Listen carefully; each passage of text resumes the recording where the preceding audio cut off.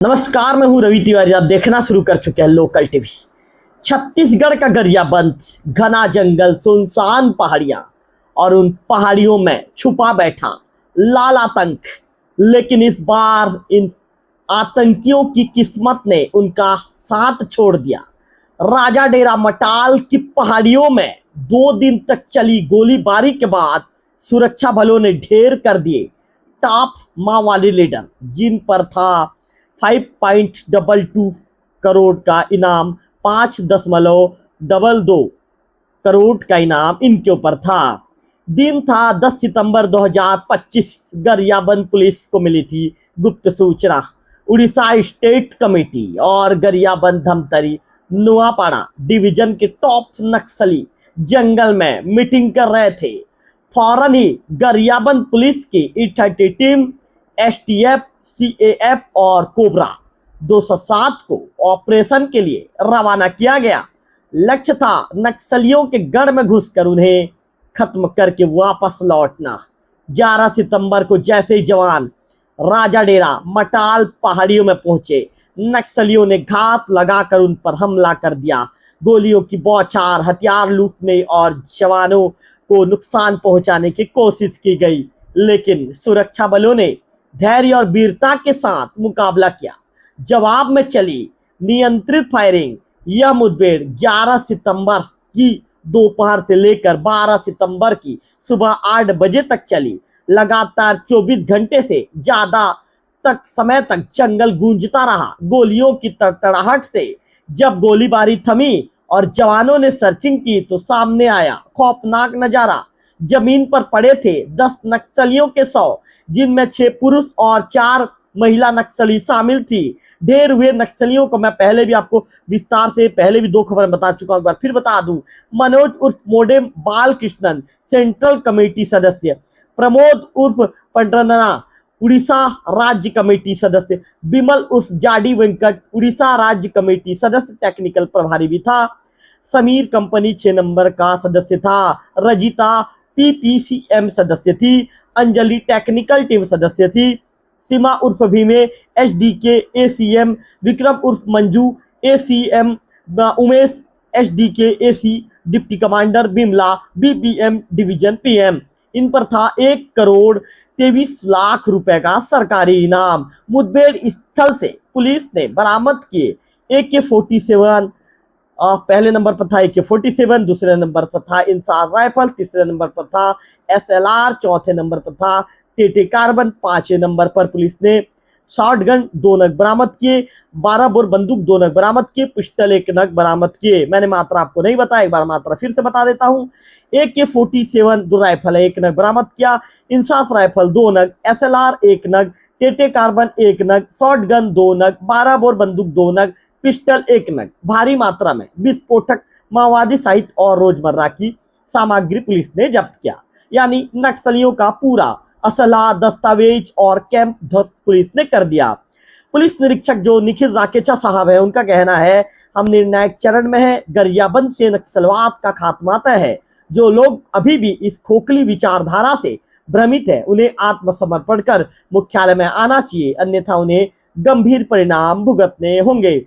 IG range Raipur के जो अमरेश मिश्रा जी हैं, उन्होंने कहा, यह ऑपरेशन इस बात का सबूत है कि चाहे हालात कितने भी मुश्किल क्यों ना हो, सुरक्षा बलों का संकल्प अटूट है। गरियाबंद, धमतरी और महासमुंद में नक्सलवाद को पूरी तरह से समाप्त किया जाएगा। विशेषज्ञ मानते हैं इस मुठभेड़ से नक्सलियों की रीढ़ टूट गई है, क्योंकि उनको टॉप लीडर एक साथ ढेर कर दिए गए हैं। छत्तीसगढ़ के नक्सल उन्मूलन अभियान में यह सबसे बड़ी सफलता है। गरियाबंद की पहाड़ियों में गूंजती गोलियों ने लाल आतंक का खात्मा कर दिया। ये जिस सिर्फ पुलिस की नहीं, बल्कि उस हर नागरिक की है जो शांति, विकास और समृद्धि चाहता है। नमन है उन वीर जवानों को जिन्होंने बहादुरी से लड़कर गरियाबंद को सुरक्षित बनाया है। आप देख रहे हैं लोकल टीवी छत्तीसगढ़। जुड़े रहिए लोकल टीवी छत्तीसगढ़ के साथ।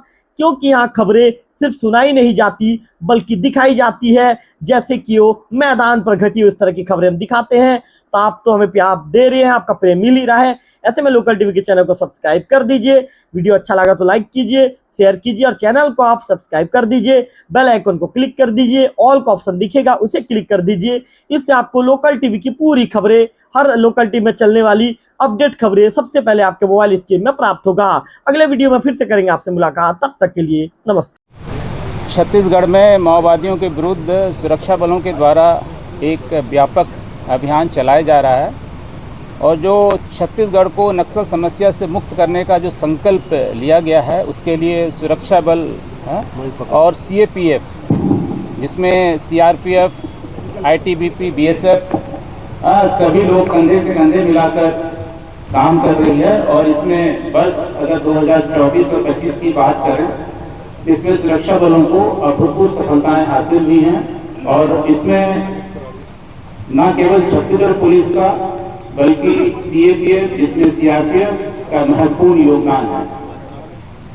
जैसे कि कई मौकों पर आपको बताया जा चुका है कि माओवादियों के विरुद्ध एक व्यापक कार्य योजना बनाई गई है और उन व्यापक कार्य योजना के फलस्वरूप माओवादी विरोधी अभियानों में छत्तीसगढ़ में बस 2024-25 में अब तक 465 माओवादी मारे गए हैं, जिसमें एक CPI माओवादी जो कि एक प्रतिबंधित संगठन है, उसका महासचिव के साथ साथ जो 3 CC, जिसमें कल एक जो CC गरियाबंद में मारा गया, उसको मिलाकर के 3 CC सहित 465 माओवादी मारे गए हैं।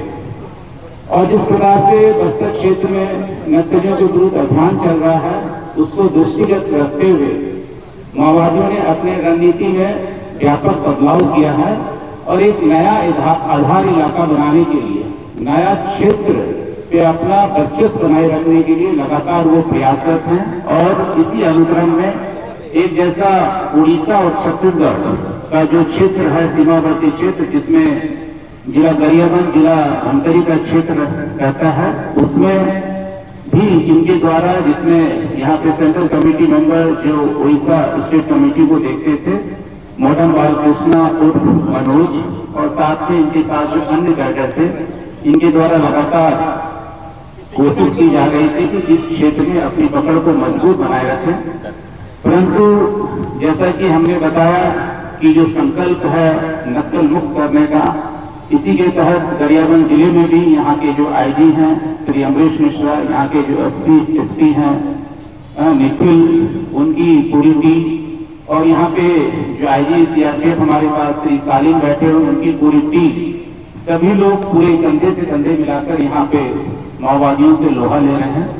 और इसी क्रम में परसों एक सूचना मिली थी कि मैनपुर थाना क्षेत्रांतर्गत जो बालू डिग्गी की जो पहाड़ियां हैं, उसके आसपास करीब 15 से 20 माओवादियों की जमावड़ा या मूवमेंट होने की सूचना पर यहाँ की फोर्स, जिसमें जो गरियाबंद की E30 है और इसके अलावा STF और जो CRPF की कोबरा है, साथ में इनकी GG बटालियन, सभी लोगों ने मिलकर एक संयुक्त अभियान, और इसी क्रम में कल शाम में नक्सलियों से मुठभेड़ हुई, जिसमें नक्सलियों ने पहले सुरक्षा बलों के ऊपर फायरिंग की और उसका जवाब देने में सुरक्षा बलों ने कार्रवाई की और उसी मुठभेड़ में करीबन 2 से 3 घंटा चला।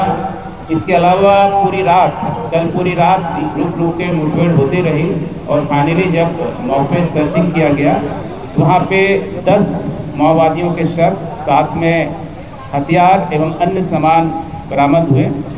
जो सब बरामद हुए, जिनकी पहचान हुई है, उसमें एक महत्वपूर्ण जो सेंट्रल कमेटी मेंबर है मॉडर्न बालकृष्ण उर्फ मनोज, जो स्टेट तेलंगाना का जिला वारंगल का रहने वाला है, और साथ में 2 स्टेट कमेटी मेंबर, जिसमें से एक स्टेट कमेटी मेंबर जो प्रबोध उर्फ पांडू है, वो भी राज्य तेलंगाना का रहने वाला है। इसके अलावा 2 ACM रैंक के, 2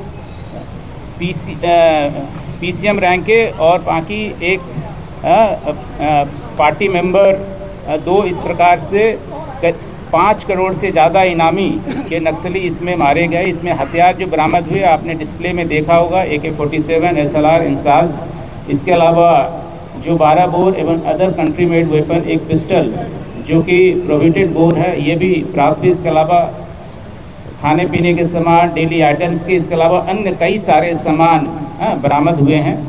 पुलिस की 30 की टीम, सीआरपीएफ कोबरा की टीम और एसटीएफ की टीमों के द्वारा एक सफल अभियान चलाकर 10 माओवादियों को मारा गया, जिसमें एक शीर्ष माओवादी सीसी मेंबर जो मनोज उर्फ मोडम बालकृष्ण और एक एसजेडसी जो Odisha state committee member Pramod, उसका भी इसमें ये शामिल था। कुल 5 करोड़ 22 लाख का इन सब 10 माओवादियों पर इनाम घोषित था।